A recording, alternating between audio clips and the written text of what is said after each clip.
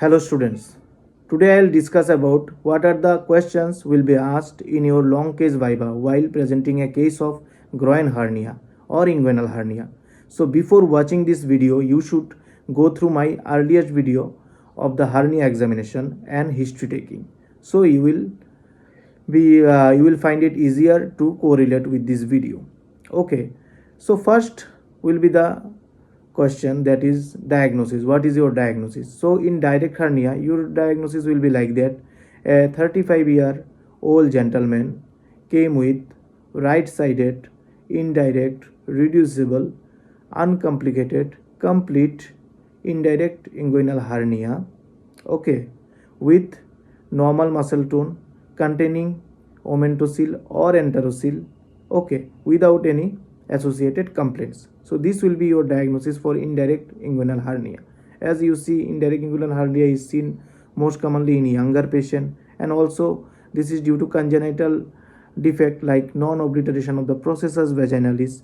So there might not be any associated cause with indirect inguinal hernia. But in direct inguinal hernia, you will present your diagnosis like that, like 55 years old gentleman came with direct right side or bilateral side, direct, reducible, then incomplete, uncomplicated hernia containing omentocele or enterocele with poor muscle tone, with associated problem like COPD or constipation or benign prostatic hypertrophy, or with habit like smoking. So these are the diagnoses you should present in your exam. Now the second question will be, what is the definition of hernia? So hernia is abnormal protrusion of a part or whole of the viscus with its peritoneal sac through the wall of its containing cavity. It can be peritoneal cavity, it can be thoracic cavity. Okay. So I am saying that defect in the wall of its containing cavity. So which part of the wall? Is it skin, or is it superficial fascia, or is it external oblique muscle, internal oblique, or transversalis abdominis muscle, or transversalis fascia, or peritoneum? Okay, so it is actually the defect. The wall defect means the defect in the transversalis fascia or fascia transversalis. Okay, so defect in the wall means defect in the fascia transversalis. So this is called hernia. Okay, so now your third question will be, what is the boundaries of inguinal canal? So inguinal canal boundaries are: anteriorly it's formed by the external oblique muscle, posteriorly it forms by the fascia transversalis and also by congenit tendon medially, and roof is formed by the arch fiber of the internal oblique and transversus abdominis with congenit tendon, and floor is formed by the inguinal ligament and lacunar ligament. Okay, now your fourth question will be, why this swelling you called it hernia? Why not lump? If there is any swelling, suppose in the abdomen, whether it's incisional hernia or groin hernia, why you have said it hernia, not any lump or mass? Because in hernia the characteristic signs are cuff impulse if it is positive, and if the swelling is reducible. Whether you on examination you can see reducibility, or patient has given you the history that initially it used to be reducible but now it has become stuck or irreducible. So reducibility and cuff impulse is the diagnostic sign of hernia. So your next question will be, why you are calling it inguinal hernia, not femoral hernia? Because what will be the differentiating features between inguinal hernia and femoral hernia?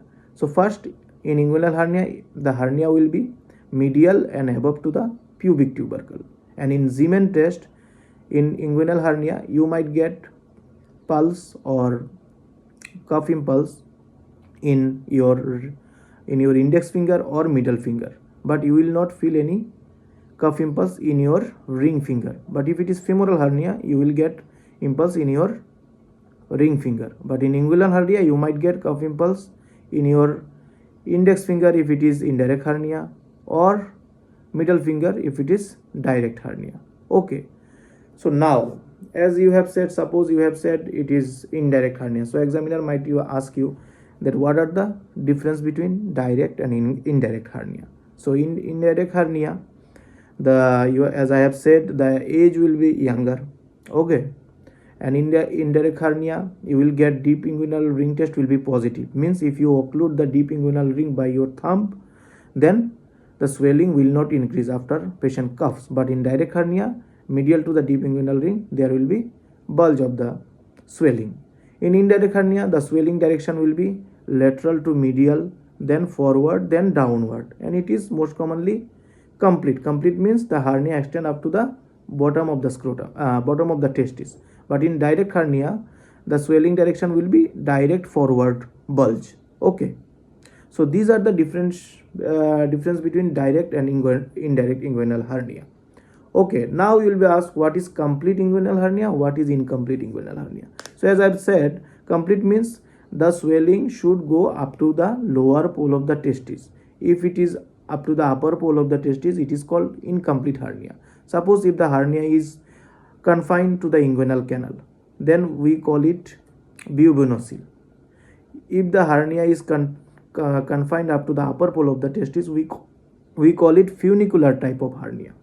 Okay, now you will be asked difference between complicated and uncomplicated hernia.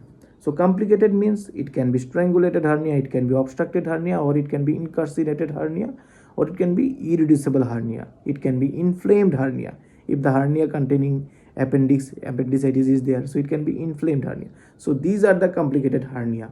And uncomplicated hernia means hernia should be reducible. So any reducible hernia, that is uncomplicated hernia. Then you might ask what is omentosil and what is enterosil. You know omentosil containing omentum and enterosil containing intestine. So how will you differentiate it? In omentosil, when you reduce the hernia, initially it will be easier, but later it will be difficult to reduce due to adhesion of the omentum through its cavity, through its sac. Okay, adhesion will be there within its sac. But in enterosil, initially it will be difficult, but later it will be easy, because initially the intestine is containing gas, so you have to reduce that gas. When the gas is passed, then you can reduce later very easily. So in omentosil, when you reduce, initially it will be easier, later it will be difficult. But in enterosil, initially it will be difficult, later it will be easier. Then what are the differential diagnoses of inguinal hernia? So first you can say direct or indirect hernia, whether it's direct or indirect. Then it can be femoral hernia, then it can be congenital hernia, it can be infantile hernia in children. But if you get an adult case, then direct hernia, indirect hernia. Okay, then encysted hydrocele of cord. Okay, then it can be any testicular tumor, it can be lipoma of the cord. Okay, it can be funicular hernia, there might be lymph node, or there might be psoas abscess. So these are or ectopic testis sometimes in adult. So these are the differential diagnosis of any groin hernia, and femoral hernia is also comes under differential diagnosis. Then your next question will be how you have done your hernia examination. So you will say that I have done first in standing position, then in supine position. Then you will be asked why in standing position. Then your answer will be, if you don't do your hernia examination in standing position, if you ask the patient to lie down, if the hernia is reducible, then it will get reduced, then you might not able to see the hernia properly, or your examination finding will be misguiding. So in standing position, you can directly measure the exact size, shape, okay, of the hernia. So that's why hernia examination done first in standing position. So and then what is the significance of gait above the swelling? I have discussed in my earlier video what is gait above the swelling, but what is the significance? It differentiate the inguinoscrotal swelling from the scrotal swelling. Okay, then your next question will be, what are the other swelling which gives same kind of expansile impulse on cuff? Hernia gives cuff impulse, expansile impulse on cuff. But what are the other swelling? It can be meningocele, it can be encephalocele, it can be laryngocele, it can be empyema necessitates. So these are the differential diagnosis of cuff impulse positive. Okay, then your next question will be how you will find the pubic tubercle. As you have answered earlier that inguinal hernia remains above and medial to the pubic tubercle, and femoral hernia remains lateral and below to the pubic tubercle. How will you find pubic tubercle? It's very easy. First method is you ask the patient to adduct his thigh against some resistance. You can give your resistance by your hand only. Then you palpate the adductor longus tendon and you go upwards medially. The first bony prominence you get, that is pubic tubercle. Second method is more easy, that is you just palpate from laterally from the groin cage to medially. The first bony point you get, that is pubic tubercle. Or the third method is more easy, that is you just find the pubic symphysis in the midline. Okay, then you just go laterally, the first bony tubercle you see, that is pubic tubercle. So by this way you can find the pubic tubercle. Then your final question will be like, how will you manage this case? So management means first investigation. Suppose if it is a direct hernia, patient has associated complaints like LUTS, lower urinary tract symptoms, like frequency of urine is increased, there is urgency, frequency. Okay, then what will be your investigation of choice? So first you have to rule out any BPH, benign prostatic hypertrophy. This you have to rule out.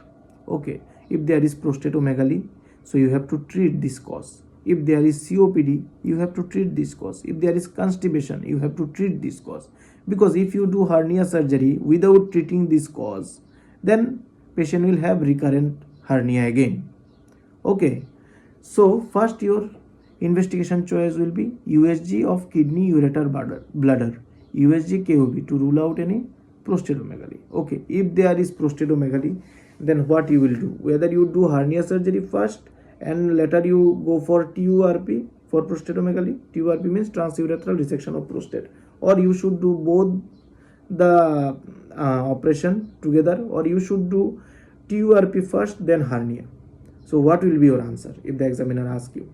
So your answer will be, if there is benign prostatic hypertrophy and if there is symptoms like LUTS, then you should treat the cause first. So you can ask the patient to undergo TURP surgery first, then followed by hernioplasty, or you can do both the surgery together, but you don't go for hernioplasty first. Because what is happen what I can say, like that, if you do hernioplasty first, then patient might not go for TURP later. He will think that my hernia swelling is gone now I will not do TURP, or I will do it later. So patient might be negligent about these things. So you first get the TURP done first, then you can do hernioplasty later, or you can do both the surgery together. Okay, so this will be your management. Or if there is constipation, so you do USG KOB or USG whole abdomen. You rule out any rectal cancer or rectal tumor is there or not. If it is not there, you just treat the constipation with some laxatives. Okay, and ask the patient to have a good fiber rich diet. So okay, so lifestyle improvement is very much important. If the patient is having chronic obstructive pulmonary disorder, COPD, or chronic cough, or if the patient is smoker, then ask the patient to stop smoking. Ask the patient to take treatment for COPD so he doesn't have cough, because if he has cough, then after surgery also if he continues his coughing, then there will be hernia again. So recurrent hernia might happen. So you have to explain the patients all these things. Okay, so these are the investigation. First USG KOB, these things you should do before you do hernia surgery. So hernia is a clinical diagnosis, so you don't have to do ultrasonography of inguinoscrotal region for hernia, but you must do ultrasonography of lower abdomen or whole abdomen at least. Okay, so this will be your answer. So what are the treatment options? So hernia treatment option is surgical only, it is not medical. So there is no medicine which can reduce the hernia. So the treatment approach will be surgical. So it can be open approach, it can be laparoscopic approach. So in exam, whether you are PG or MBBS, you should first tell about open approach. Okay, because open hernia surgery is still gold standard. Okay, laparoscopic surgery is also okay and sometimes better, but open surgery hernia approach is still gold standard. So what are the approaches? First, it is tissue repair. Tissue repair means there is old approach like Bassinis repair, Scholdi's repair. Then there is tension-free mesh repair. Okay, it can be Lichtenstein, it can be Stopa repair. Okay, so Lichtenstein repair is anterior mesh tension-free repair. As I have said you, Hernia is actually defect in the transversalis fascia or fascia transversalis. So if you repair or if you put a mesh above transversalis fascia, it is called anterior mesh repair, which we do in Liechtenstein tension-free mesh repair.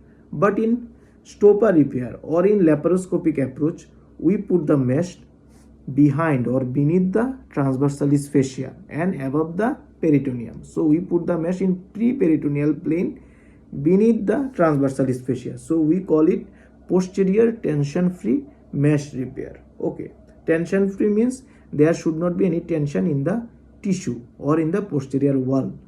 Okay, so these are the approach. So first open approach means bassinis repair, Soltis repair. Okay, these are tissue repair.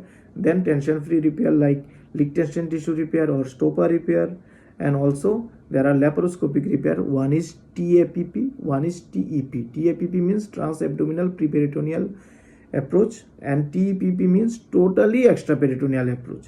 It is just like stopper repair. Okay, and if it is femoral hernia, there are approach like MAC-EVD repair in emergency case, and there is Lothensen repair, or also there are some Lockwood repair. So these are the approach we do in hernia surgery. Operative steps you read in the book, and you might be asked, I can't discuss all the operative steps of all the surgeries here because video will be lengthy.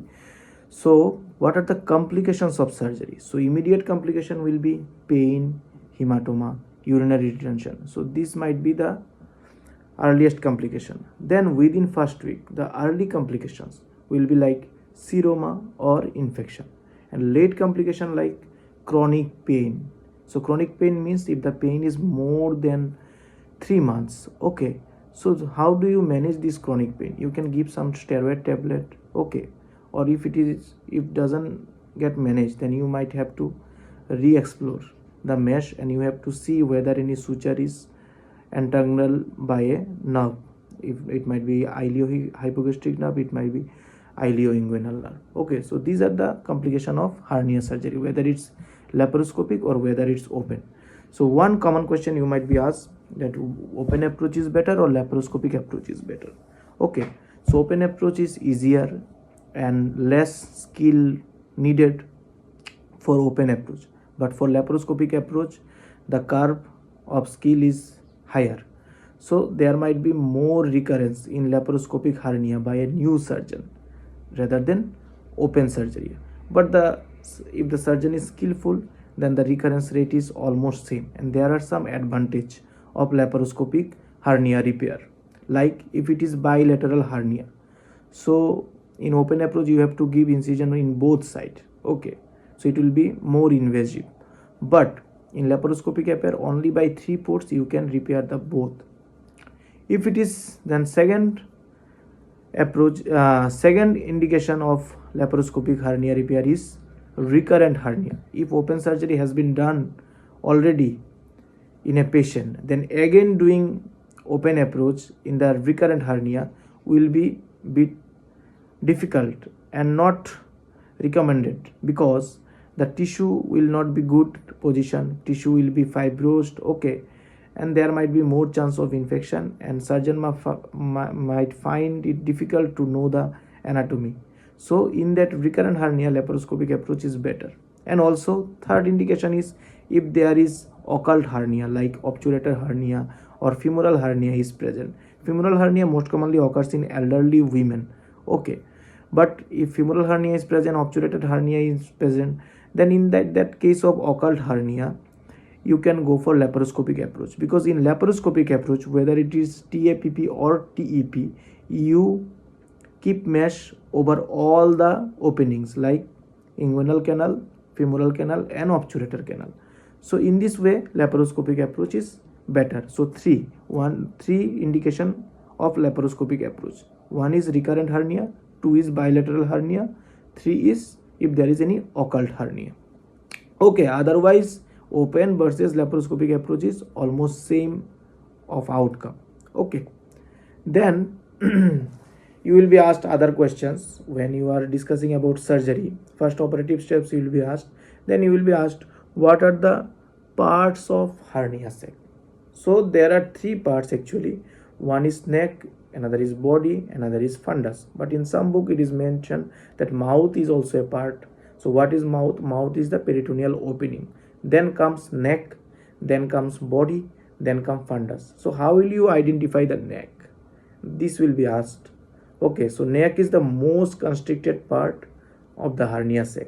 Then it will be surrounded by a collar of fat pad, that is of preperitoneal fat. And third, inferior epigastric vessel will be medial to the neck of the sac.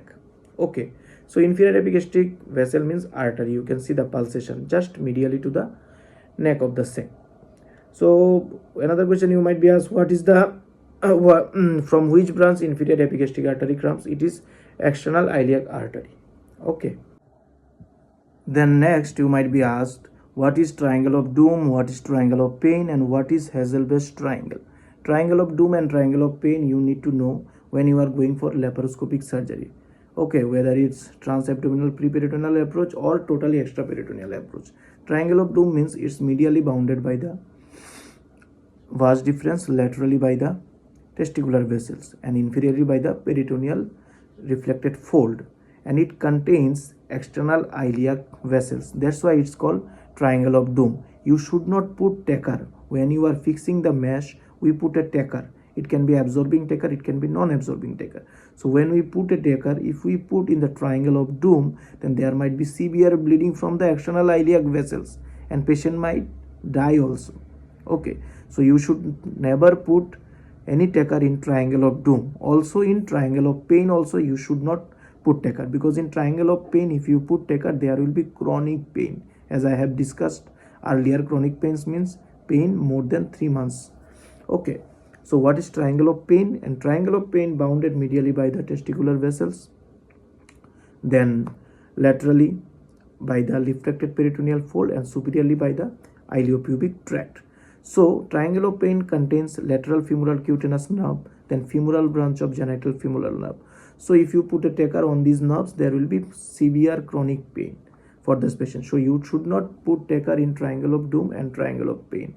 You should put taker always above the iliopubic tract, and you can put one taker in the pubic tubercle to fix the mesh. Okay, so these are the things you will be asked. Then comes Hazelbeck's triangle. Hazelbeck's triangle is important for diagnosing direct and indirect hernia, to differentiate direct hernia from the indirect hernia. Okay, so what is Hazelbeck triangle? It is bounded medially by the lateral border of the rectus muscle, laterally by the inferior epigastric artery or inferior epigastric vessels, and then lower part by the inguinal ligament. Okay, so this is Hazelbeck's triangle. Now, what are the boundaries you should know while presenting a case of groin hernia or while doing a operation for groin hernia? So first, inguinal canal, as I have discussed in earlier, and also now myopectinate orifice of Froset. So this is the boundary where groin hernia occurs. Groin hernia means inguinal hernia and femoral hernia, where inguinal canal and femoral canal resides in the myopectinate orifice of Froset. So what is groin hernia? So any hernia which comes through the myopectinate orifice of Froset, that is called groin hernia. Okay, so what are the boundaries of myopectinate orifice of Froset?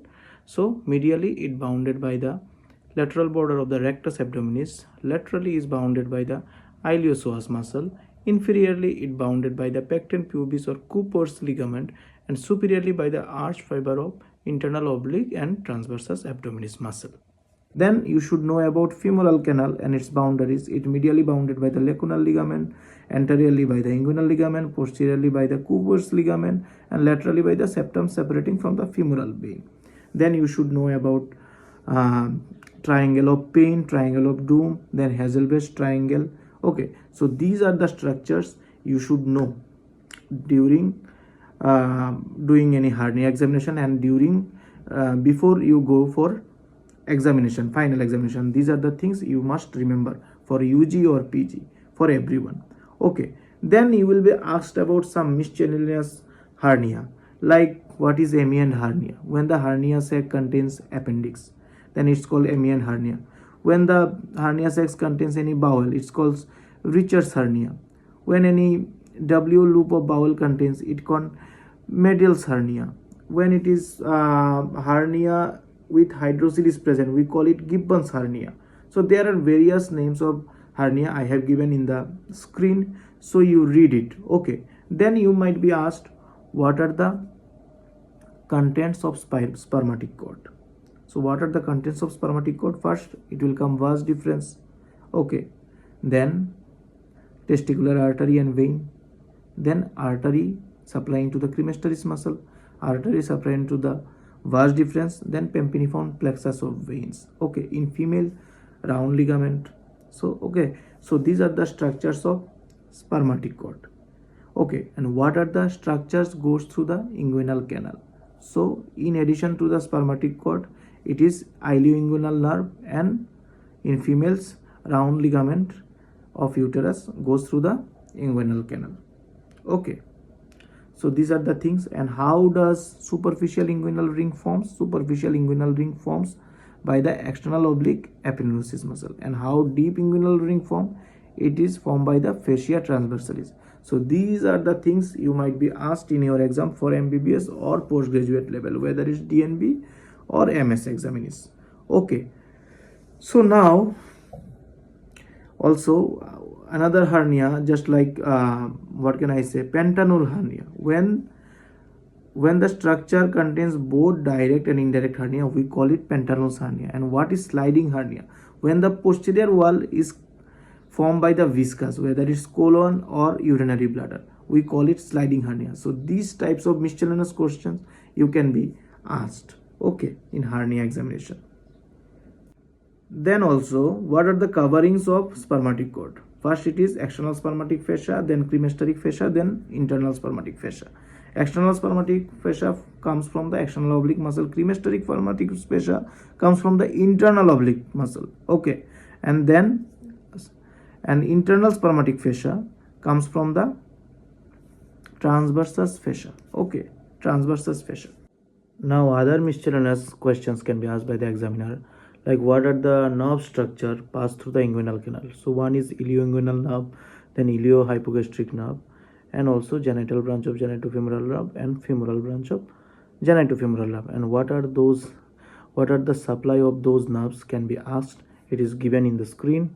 Okay, and then in relation to the femoral hernia, you can be asked about what is femoral sheath.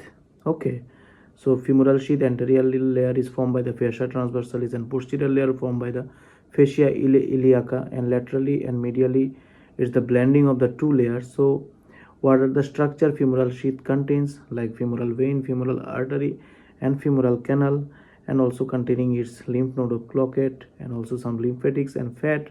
So these things can be asked. So in relation to the femoral canal, femoral sheath, what is femoral triangle, all are given on the screen. Okay, then femoral canal boundaries, this thing can be asked. And also some basic anatomy question, like what are the mechanism in the inguinal canal which prevents from developing hernia? There are so many mechanisms it given on the screen. So these things you can be asked whether in UG level or PG level, as these are anatomical questions. Then on PG level you can be asked about laparoscopic hernia surgery, like what is space of Regius, what is space of Bogros.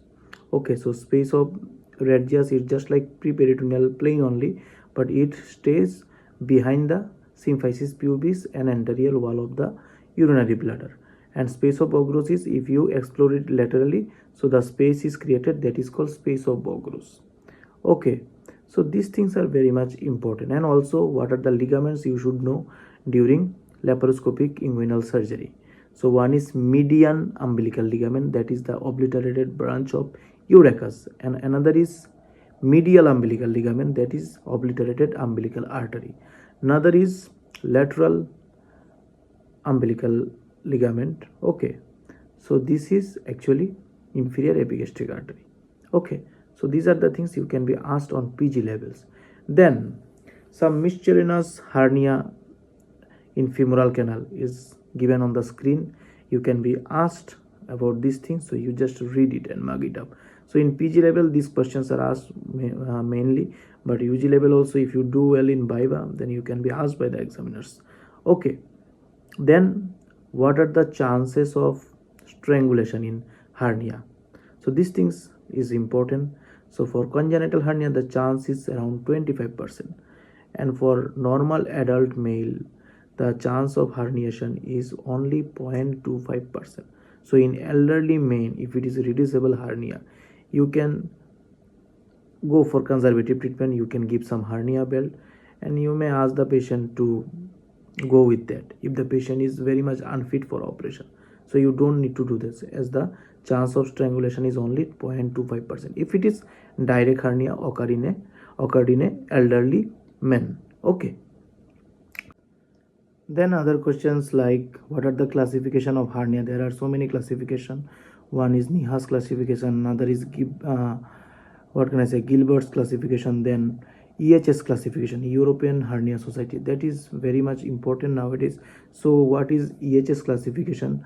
Okay, different classification is given on the screen, but EHS classification you should know at least in PG level. Okay, so these things can be asked from the EHS classification. Okay, for direct and indirect hernia, also for ventral hernia also EHS classification is very much important. Okay, then question like what is the frequency of different type of hernia?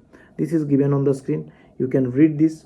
Okay, then on PG level you can ask what are the vessel is injured during laparoscopic hernia repair. Okay, so these things given on the screen, you can see it, what are the vessels can be injured. One thing I will tell you, one is artery is called artery of Dohm, that is aberrant obturator artery. So this can be asked during a dissection of the hernia during laparoscopic surgery. This aberrant obturator artery can be injured and it can cause heavy bleeding. So this is called artery of Dohm. Okay, then you can be asked what is hernia of hydrocele and what is hydrocele of hernia. This is also given on the screen, you can watch it. And then another question asked in PG level, what is sportsman groin? Okay, this is actually a misnomer. This is not a case of hernia. This is seen in football players or rugby players. This is due to the injury of the adductor muscle, or might be due to diastasis of the symphysis pubis, or might be there is injury to the posterior wall of the inguinal canal. So this comes under a differential diagnosis of groin hernia. Differential diagnosis of groin hernia can be sportsman groin. Okay, so to rule out hernia you can do MRI of that area. Okay, MRI groin or MRI pelvis, so you can rule out any spinal disease. Okay, and also by diagnostic laparoscopy also you can rule out hernia. Okay, these things, and also by USG you have to rule out any prostate disease or any bladder disorder. These things you have to rule out in sportsman groin.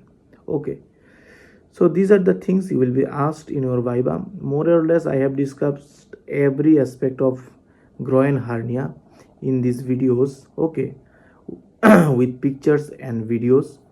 So you go through these my videos, and also you can share this to your friends, to your colleagues, so they might also get benefited. So do well on your exam. Thank you everyone.